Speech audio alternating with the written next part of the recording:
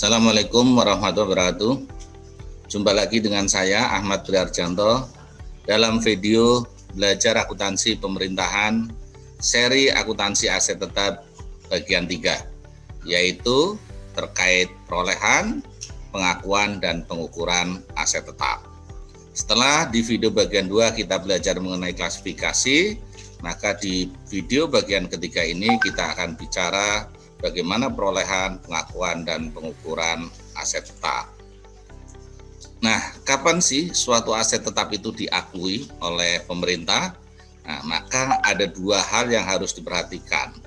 Yang pertama adalah bahwa aset tetap diakui pada saat manfaat ekonomi masa depan itu dapat diperoleh. Dan yang kedua adalah nilainya dapat diukur dengan handal. Jadi suatu aset dapat diakui sebagai aset tetap apabila manfaat ekonomi di masa depan itu bisa diperoleh, dan yang kedua nilainya dapat diukur dengan handal. Kemudian apa kriteria pengakuan dari suatu aset tetap? Nah, suatu aset tetap itu bisa diakui sebagai aset tetap apabila memenuhi kriteria. Yang pertama adalah berwujud. Yang kedua mempunyai masa manfaat lebih dari 12 bulan. Yang ketiga biaya perolehannya dapat diukur secara handal.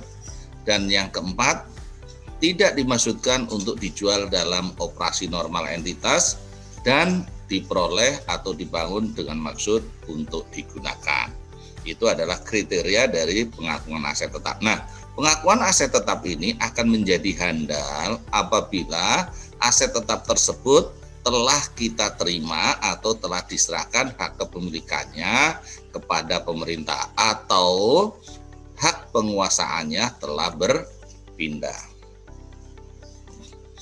Oke, lanjut ke pengukuran. Setelah diakui, maka bagaimana cara mengukur aset tetap tersebut? Aset tetap tersebut itu secara umum diukur berdasarkan biaya perolehan. Namun, apabila biaya perolehan ini tidak bisa diketahui atau tidak diketahui, maka aset tetap tersebut dapat diukur dengan nilai wajar. Jadi, biaya perolehan kalau tidak bisa baru dengan nilai wajar. Kemudian kalau kita mengukur dengan biaya perolehan, kira-kira apa aja biaya yang akan dimasukkan? Nah, pertama kita lihat bagaimana cara memperolehnya. Kalau memperolehnya adalah diperoleh dengan pembelian, maka aset tetap tersebut akan dicatat sebesar harga beli ditambah seluruh biaya yang dikeluarkan sampai dengan aset tetap tersebut siap untuk digunakan. Nah, kalau membangun sendiri otomatis pada prinsipnya sama, yaitu semua biaya yang dikeluarkan untuk membangun sampai aset tersebut siap digunakan. Nah, biaya untuk membangun itu terdiri dari biaya langsung dan biaya tidak langsung. Biaya langsung itu bahan dan tenaga kerja, dan biaya tidak langsung adalah biaya yang terkait dengan pembangunan tersebut tapi tidak secara langsung seperti biaya perencanaan, sewa peralatan, perlengkapan dan listrik serta yang lain-lainnya. Nah, kemudian kalau tidak diketahui nilai perolehan atau biaya perolehan, maka kita gunakan nilai wajar. Nah, contohnya apa? Ini adalah aset yang diperoleh misalnya dengan cara hibah, maka aset tersebut diukur dengan nilai wajar atau nilai tukar aset secara wajar, itu ketentuannya. Nah, kemudian apa saja yang masuk ke dalam komponen biaya perolehan? Nah, kita lihat yang masuk ke dalam komponen biaya perolehan adalah semua biaya dari harga beli atau harga konstruksinya, termasuk biaya impor dan setiap biaya yang dapat diatribusikan secara langsung dalam membawa aset tersebut ke kondisi yang membuat aset tersebut dapat bekerja untuk penggunaan yang dimaksud. Itu komponen biayanya.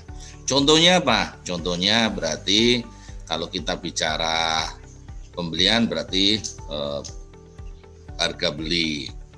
Nah, kemudian juga biaya persiapan tempat, biaya pengiriman, biaya pemasangan, biaya profesional lainnya, termasuk juga biaya konstruksi seandainya kita membangun. Nah, kemudian kadang-kala timbul juga biaya lain-lain, biaya administrasi dan biaya umum. Nah, untuk biaya administrasi dan biaya umum yang tidak bisa diatribusikan langsung, maka dia tidak dikapitalisasi sebagai aset tetap. Begitu juga biaya permulaan atau startup dan praproduksi itu tidak merupakan bagian biaya suatu aset tetap apabila memang biaya tersebut itu tidak diperlukan. Nah, kecuali biaya tersebut memang diperlukan untuk biar aset tetap tersebut bisa bekerja secara normal. Nah, bagaimana seandainya ada aset yang diperoleh secara gabungan? Untuk aset yang diperoleh secara gabungan, misalnya kita membeli komputer, terus printer, membeli mesin fotokopi, membeli layar LCD gitu secara gabungan, maka caranya adalah kita akan catat masing-masing aset tersebut dengan cara mengalokasikan harga gabungan tersebut berdasarkan pada nilai wajar dari masing-masing aset yang bersangkutan. Oke.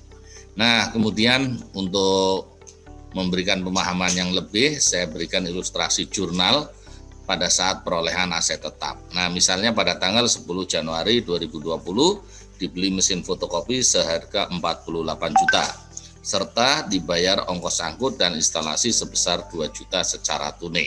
Maka otomatis biaya yang kita keluarkan untuk memperoleh aset tetap tersebut adalah 48 ditambah dengan 2 juta, sehingga totalnya ada 50 juta. Maka jurnal yang kita buat adalah pada tanggal 10 Januari 20 di jurnal finansial kita catat peralatan dan mesin sebesar 50 juta, kemudian kas 50 juta 11 kredit.